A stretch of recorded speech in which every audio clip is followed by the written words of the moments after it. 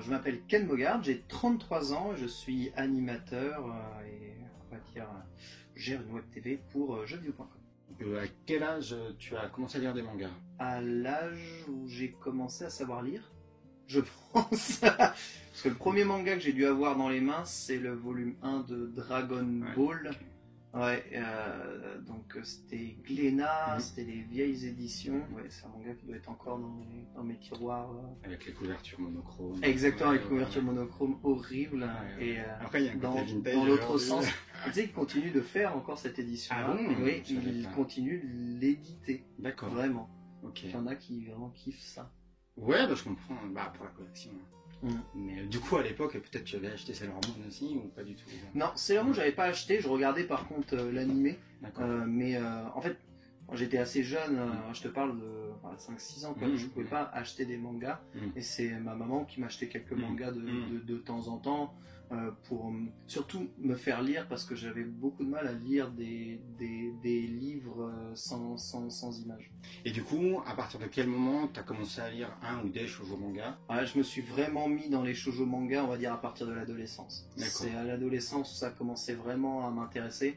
Et je pense qu'un des shoujo qui m'a c'est à la fois un shonen, à la fois un shoujo, mais le manga qui parle, on va dire, d'amour, dont le sujet c'est un peu l'amour, c'est Is, de Katsura. C'est un pur shonen. Ouais, c'est un pur shonen. Mais tu vois, c'est la première fois que je m'intéressais à une histoire où il n'y avait pas d'action. Tu vois ce que je veux dire? Oui, tout à fait. Où c'était vraiment l'histoire pure et les relations, est-ce qu'ils vont réussir à sortir ensemble ou pas. Et ensuite, après, je me suis mis à consommer beaucoup de mangas. Je pouvais pas tous les acheter, mais au lycée, on se les échangeait tous. Donc, j'ai pu parfaire ma culture par rapport à ça.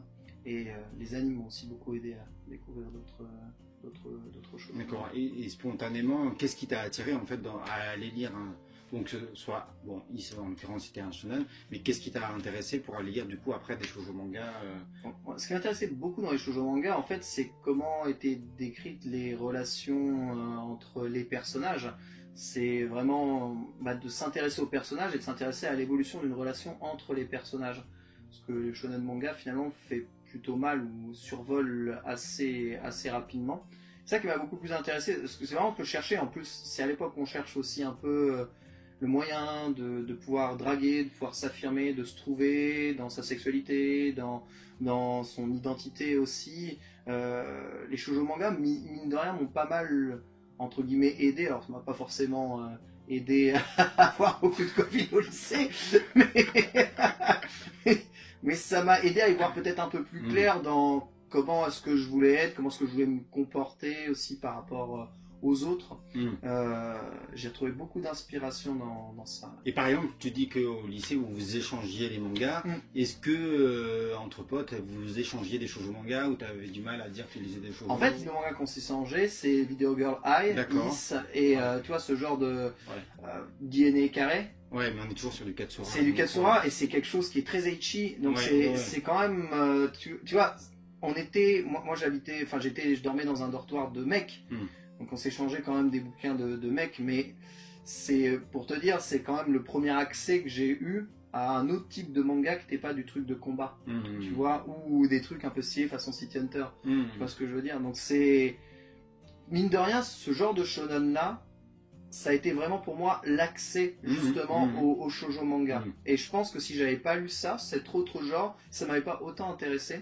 Je dirais pas autant de shoujo que j'en lis aujourd'hui. Et du coup, bon, toi, manifestement, t'as aucun problème à assumer de lire ou de regarder des comédies romantiques.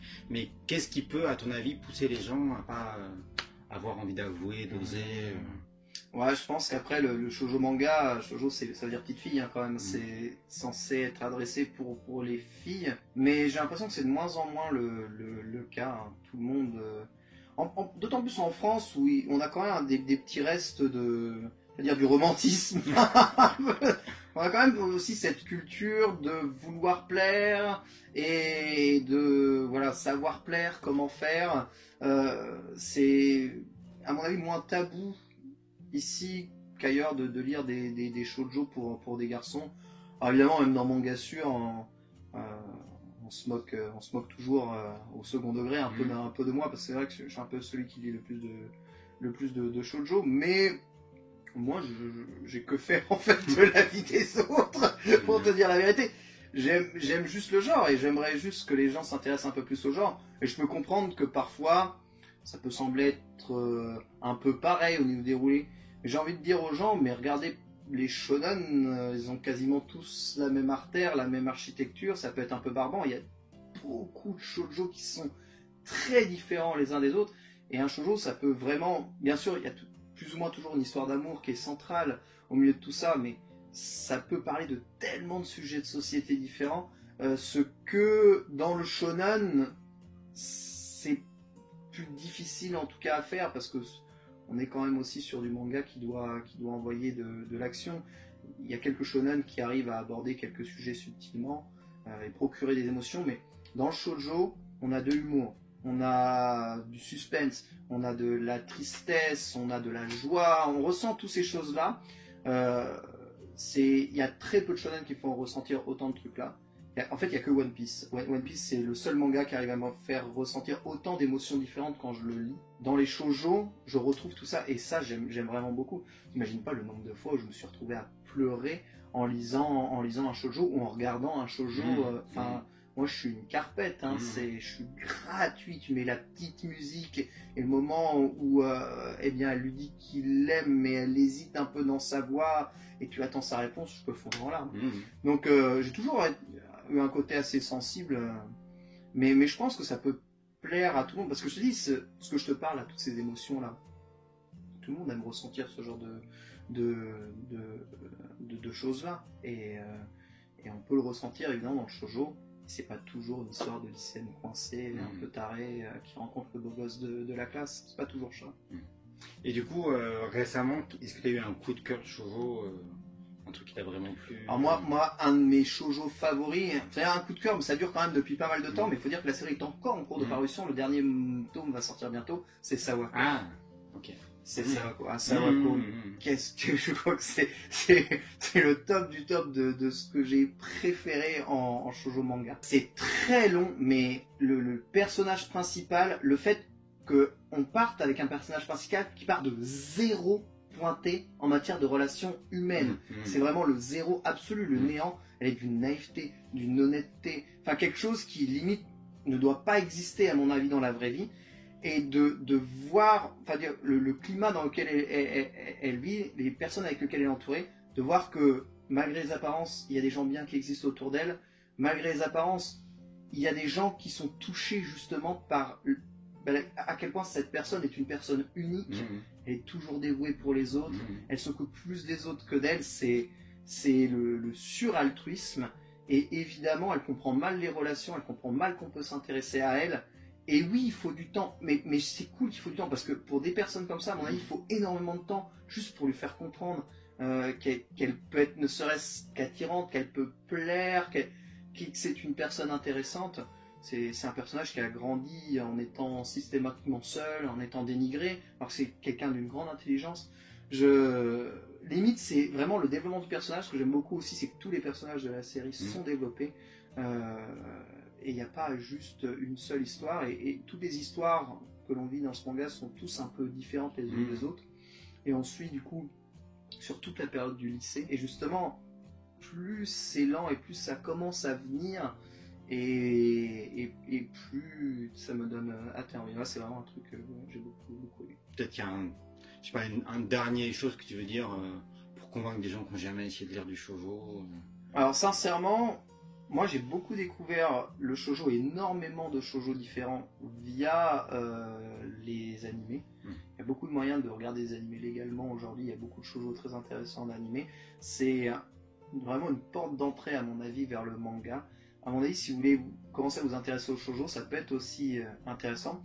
Et comme je l'ai fait, n'hésitez pas à passer à d'autres genres du shonen, si vous avez l'habitude de lire du shonen, passer à d'autres genres un peu particuliers qui touchent plus aux relations. C'est moi, ma porte d'entrée, ça a vraiment été ça. D'aller vers le shonen romantique. D'aller vers le shonen romantique, exactement. Ça a vraiment été ça. Et ensuite, après, j'ai toujours aimé un peu les histoires d'amour. Et ce qui est drôle, et ce que j'aime bien dans les shoujo, c'est qu'il y a un côté humoristique qui est encore présent, là où ça se la joue sérieux à mort dans d'autres mangas. Moi, il me faut de l'humour.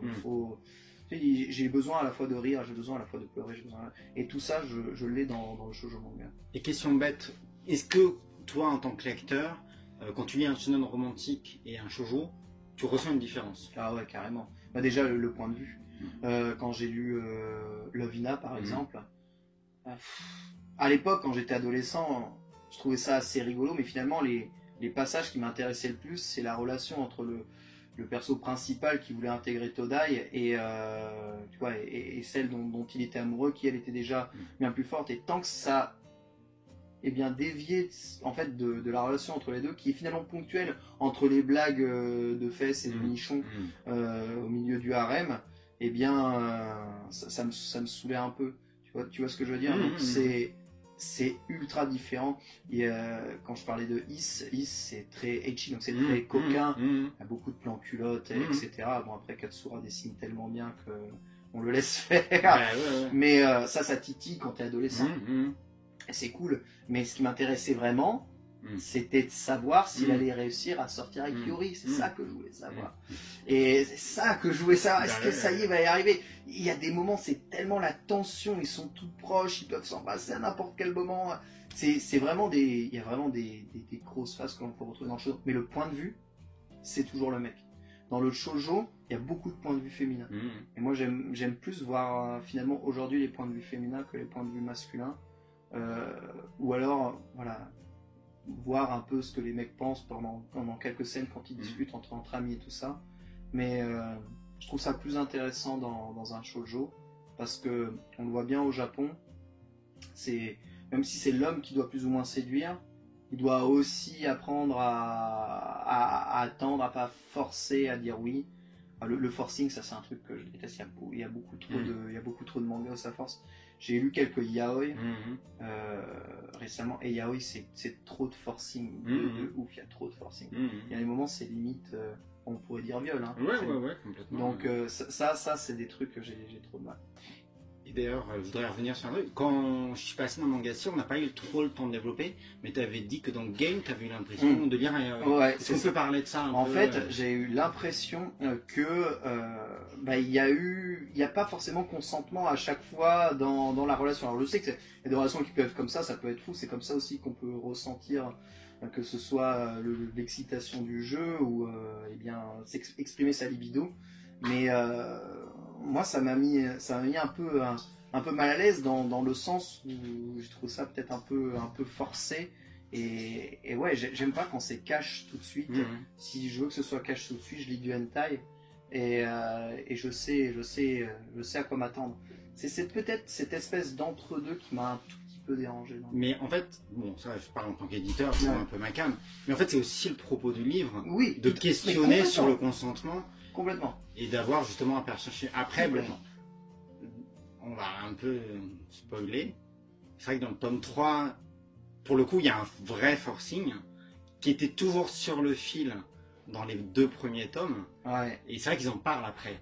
Et que ça devient une thématique aussi de leur relation et de savoir jusqu'où ils sont prêts, où elle est prête à aller. Et il y a un rapport de force entre les 2 personnages. Donc. Après, c'est sûr, c'est aussi le propos du manga, mais ouais, c'est des relations différentes c'est bien. Que je les vis ou je les envisage. C'est bien. Après, c'est pas, j'ai pas trouvé inintéressant, c'est juste, en fait, je trouve ça gênant. Après, je sais pas comment t'exprimer. Non, mais c'est bien. Mais c'est bien. Je suis peut-être un coincé du cul. Non, c'est bien. Mais c'est fait. En fait, c'est fait pour être gênant. Donc c'est bien justement parce que.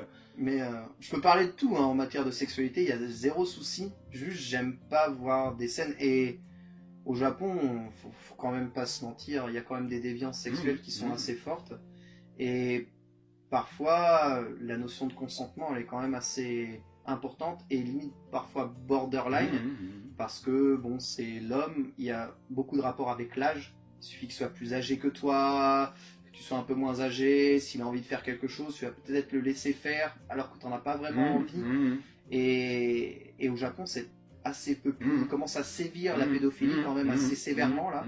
Mais pour ce qui est de ces rapports consentants, pas consentants, je trouve que c'est quand même moins clair. C'est le côté du Japon que j'aime pas trop. Mais dans le game, c'est sa supérieure hiérarchique. Oui, complètement. Et elle est plus âgée. Oui, complètement, c'est ça.